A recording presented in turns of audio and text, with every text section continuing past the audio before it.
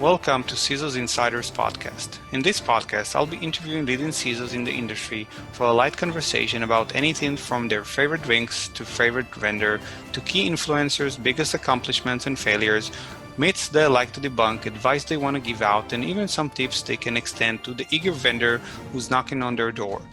Join us for a light talk. I encourage you to walk away with at least one insight that will help you better yourself or your business. So welcome everybody. Today I'll be speaking with Dineshwar Sahni from Visa. We don't know each other based on a professional relationship. I think we kind of clicked based on of the fact that we were both Star Trek fans. And so I had to do some research about you because I don't really know your history. And I'd be more than happy if you could join in and contribute and just add your take on it. But basically, this is what I was able to come up with. So you started your career in the cyber world probably more than 20 years now. You got your feet wet through a variety of managerial and technical positions, mostly in the payment industry, if I remember correctly, before landing your current role as the Director of Product Security at Visa Inc., based out of San Mateo, which is in California, by the way. Yeah, as I said, I mean, the way we actually connected was through the fact that we were both avid fans of Star Trek. I'm sure you have a lot more to say. If you want to give a quick intro about yourself. Sure. Thank you, Ben. Thanks for having me on your show. We come in peace.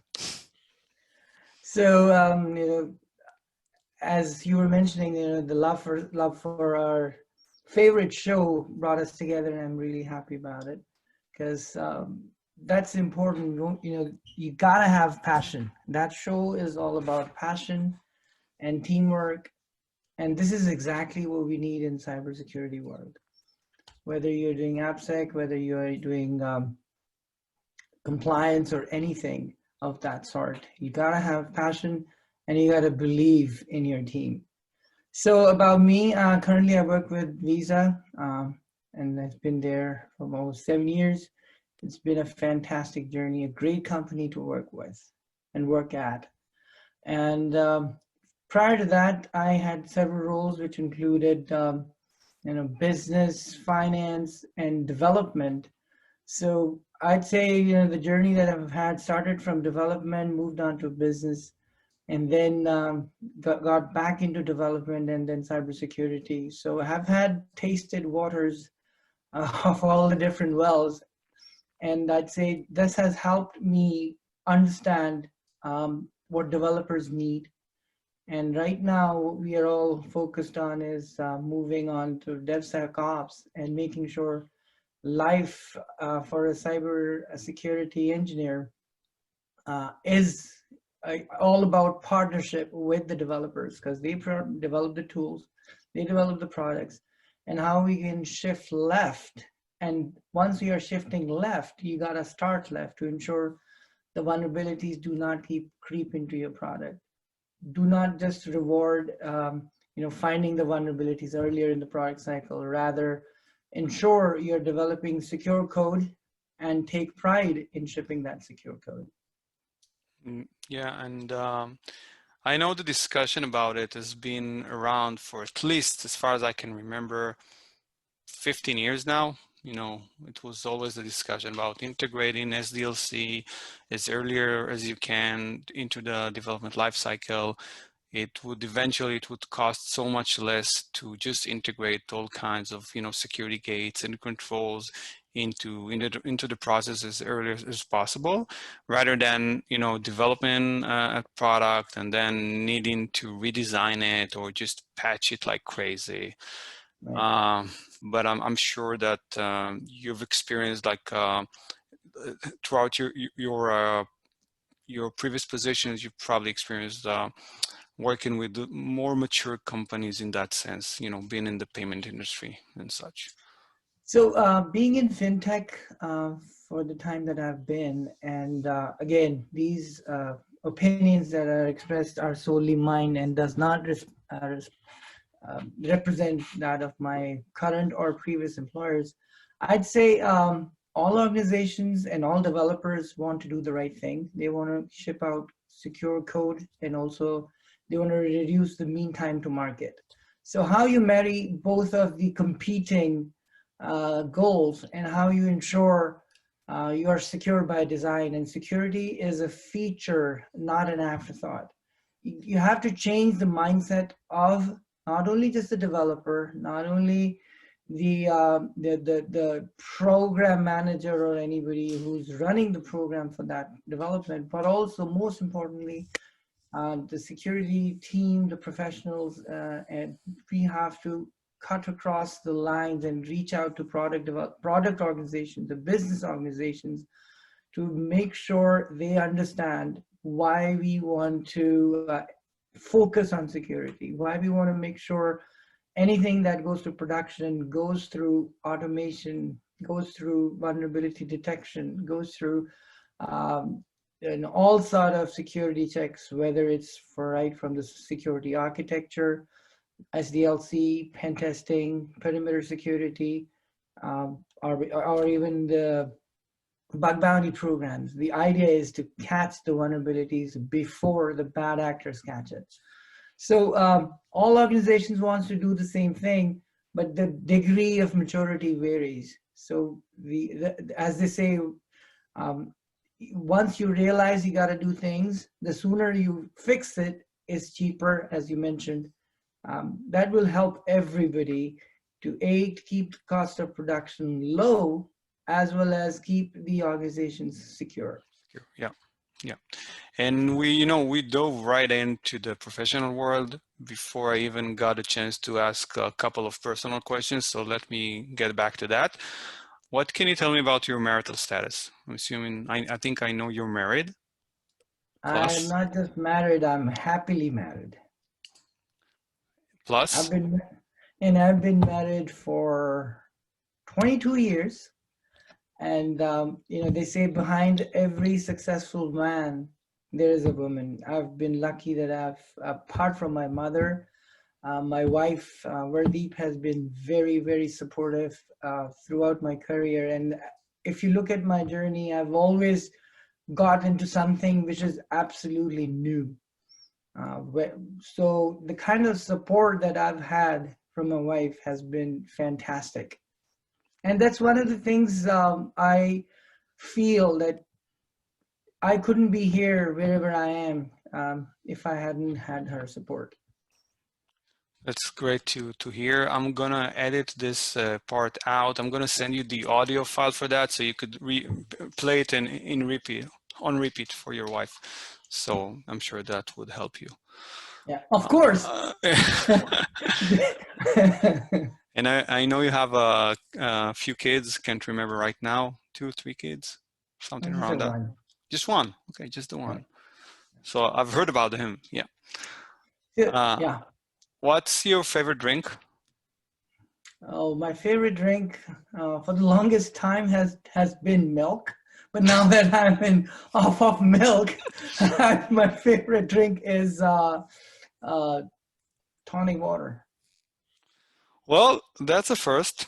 I'm gonna write milk and now tonic water. But milk is, yeah. You can edit this thing. I'll just stick with tonic water.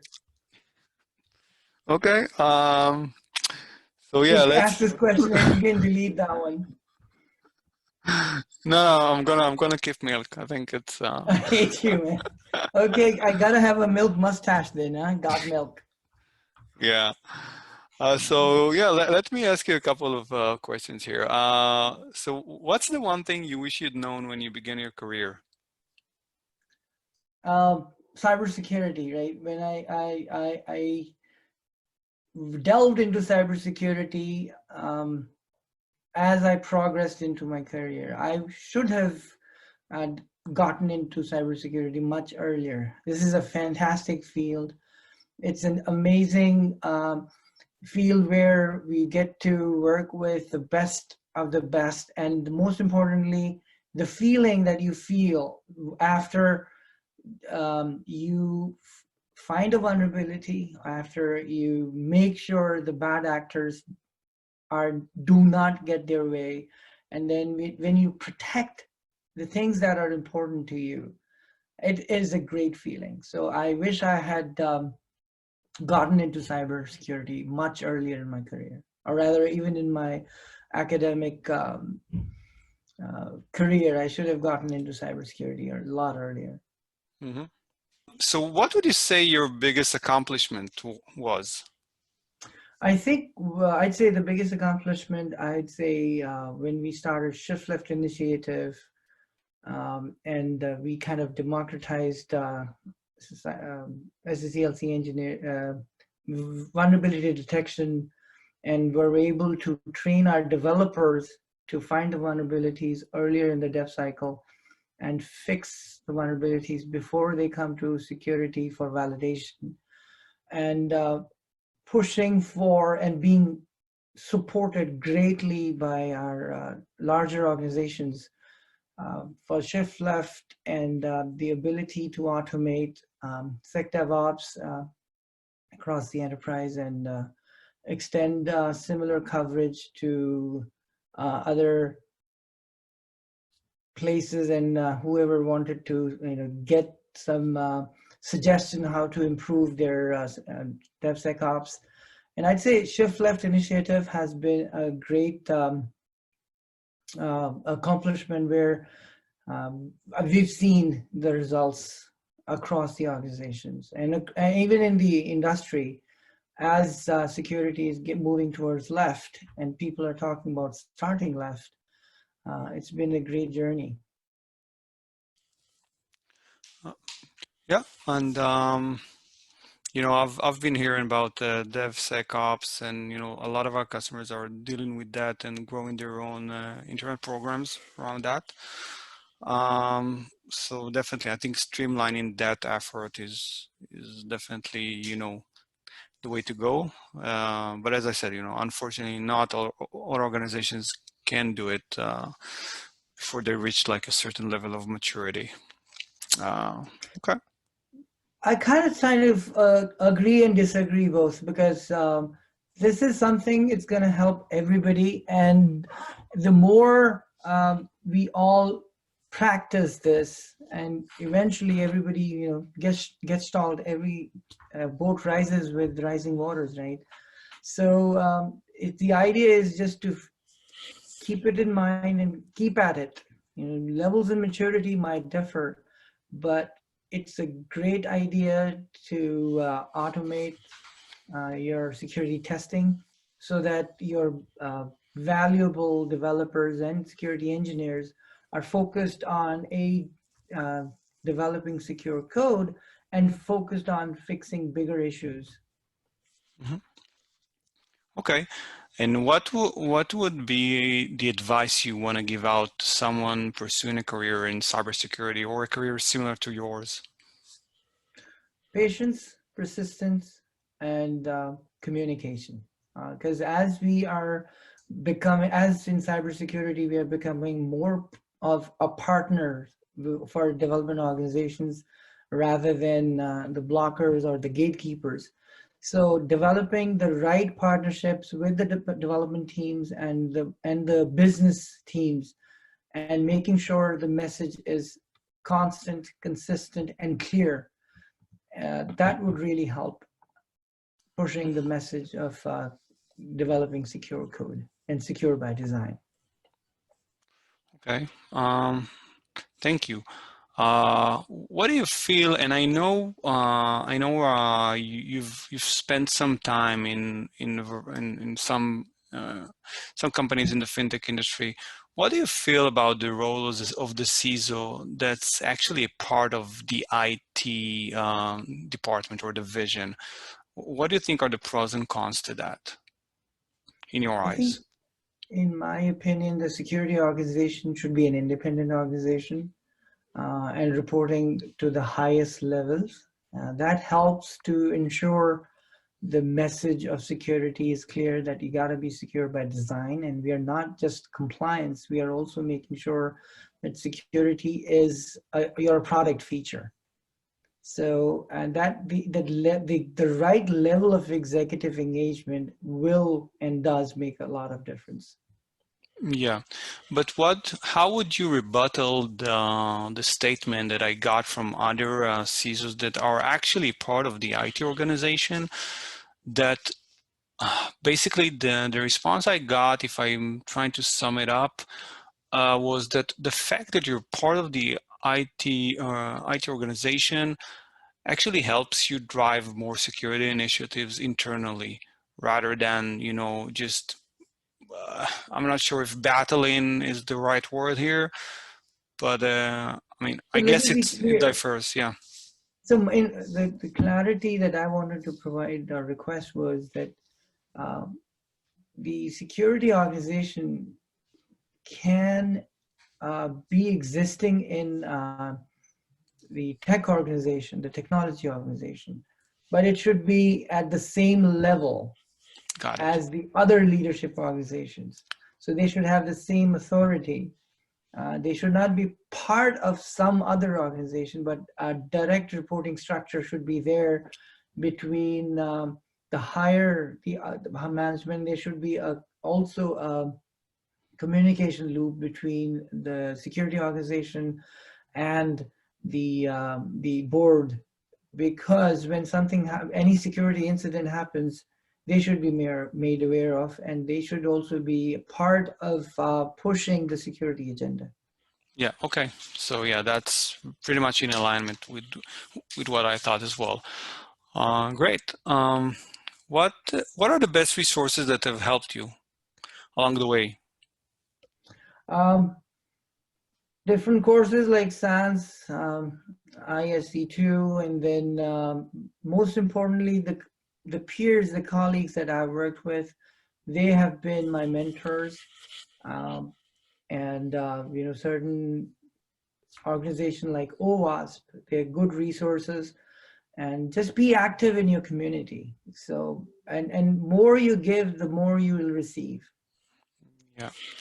And speaking of mentors, do you have like any three specific people in mind? I mean, you don't have to share their names if you're not comfortable with it, but do you have like specific people you wanted to So thank? I'd say, apart from Mr. Spock, if I have to call out one person who has made a difference, has been Gyan Prakash. I've worked with him at Visa. A great visionary and a proverbial inventor. He has had over 250 patents. And Gary Dienza, he's also working at my current employer, fantastic architect. So there are a couple of other people like Dr. Bill Chen, an amazing resource when it comes to cloud computing. And he's our proverbial professor. So they are, and as you go and as you grow within your organization, you can find a lot of mentors helping you out, chart your way. So my suggestion and recommendation to uh, people who want to have security as a career is that identify the right people who are willing to mentor you. Mm-hmm. Yeah, so it is a great thing to have a mentor. Otherwise, you'll be lost at what direction you want to choose. So great people that I worked with, and fantastic people, as a matter of fact. Great, thank you. And I'll circle back to that with a follow-up question at the end of the podcast. Yeah. What is the one common myth about your profession or field that you wanted to debunk?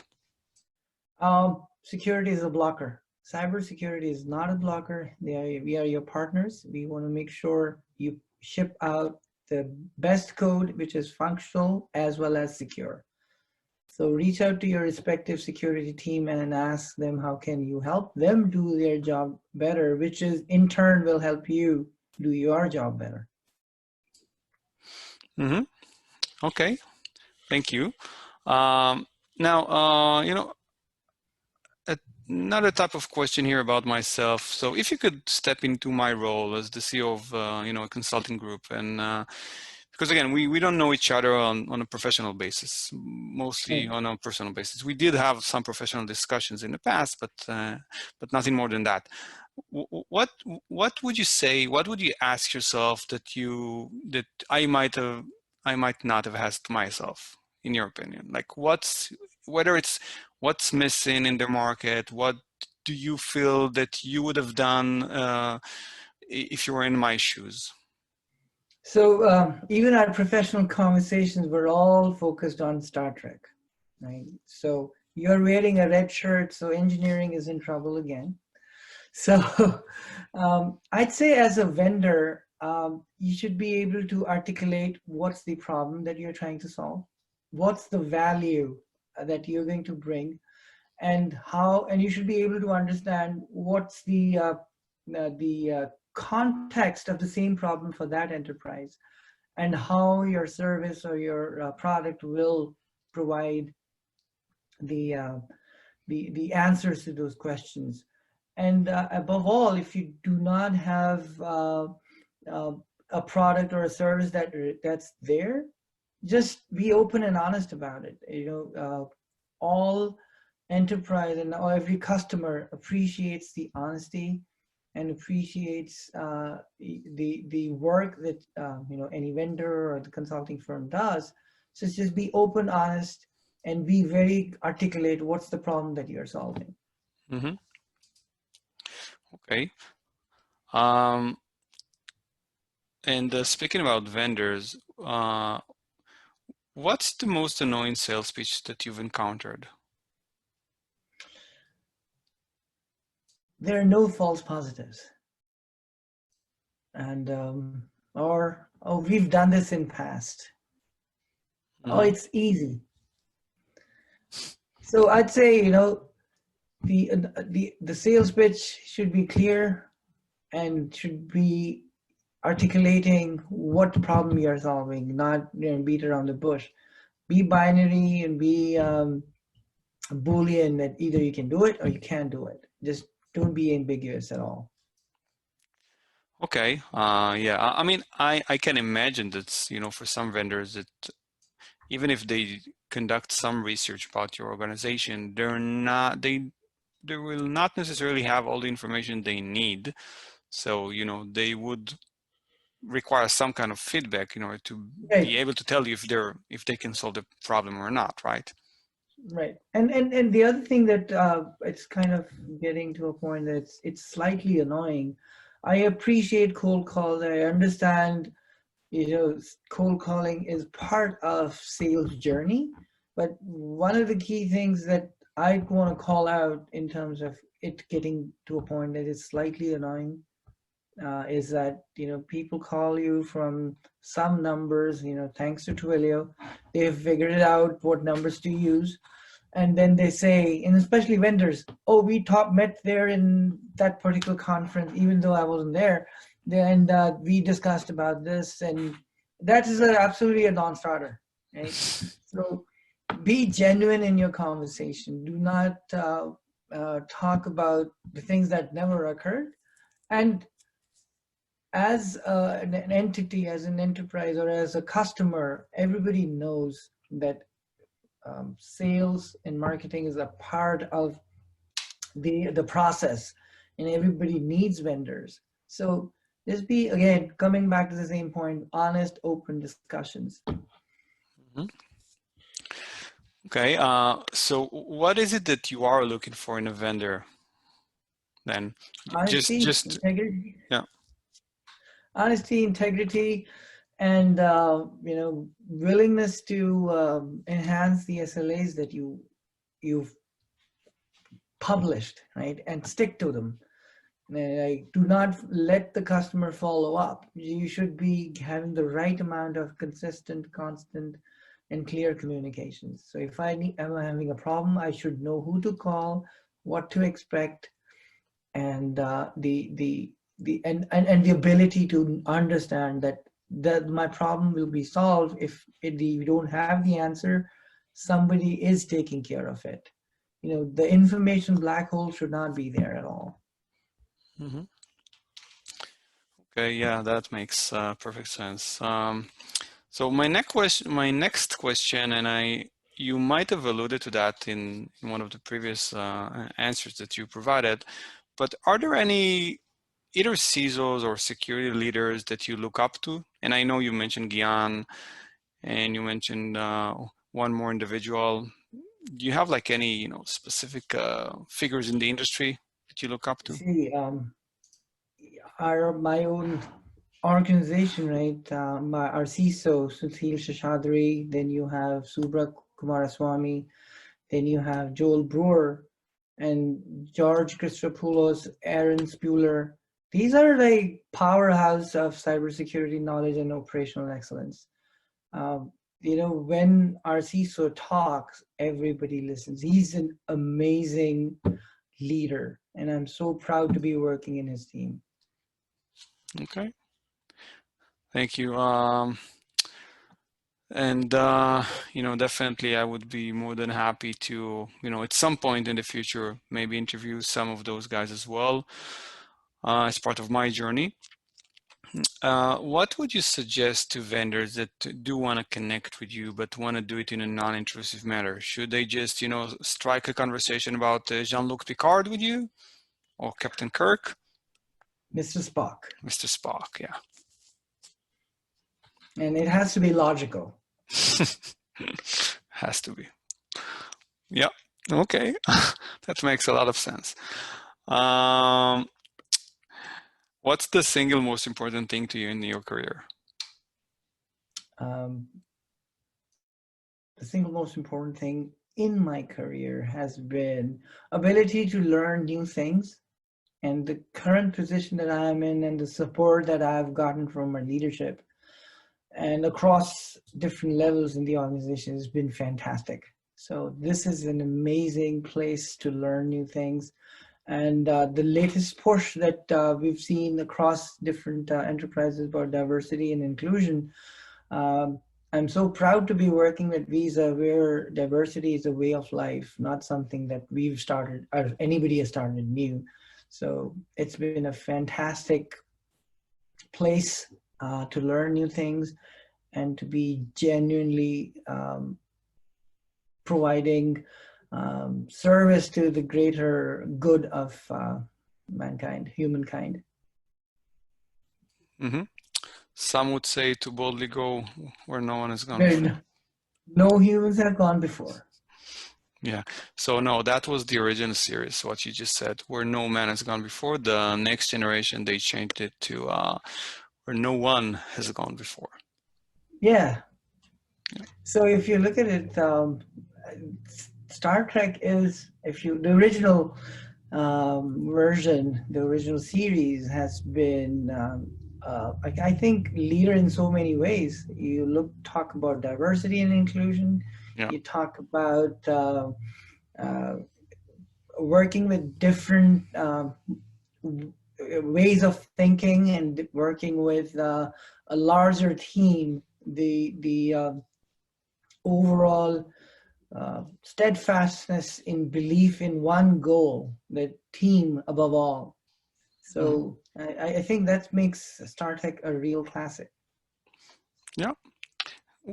You have that, and then it's my personal theory that based on the Next Generation series, I think that was the motivator for Steve Jobs to create the iPad. Because if you go back to when was it, 1987 when they started off, they have like these books that look suspiciously similar to iPads, right? What are you showing me? Okay, that's the tricorder, right? Yeah, that's the communicator. Yeah, no, the So communicator. this is your original iPhone, cell Yeah, phone. exactly my point. If you had unlimited funds, what would you do with your life? I will build the USS Enterprise. That's a super answer. I would just call me. I'd like to witness that. It would be very Of course, interesting. you'll be the red shirt. Yeah, I'm pretty sure most people won't understand that reference, but unfortunately I do. I'm a super geek, just as you. Okay, so we're coming to an end here. And let me just take this opportunity to thank you for your time and your insights. It was indeed, as always, a pleasure talking with you. And and at this time we did have more professional conversations, so I got to learn more about you as well on the professional side. Hoping to to meet you in person sometime in the near future, whenever it's possible. Live long and prosper. Live long and prosper, definitely. Thank you for joining us for another episode of CISO's Insiders. Hope you enjoyed today's episode. For more professional content, please check us out on social media.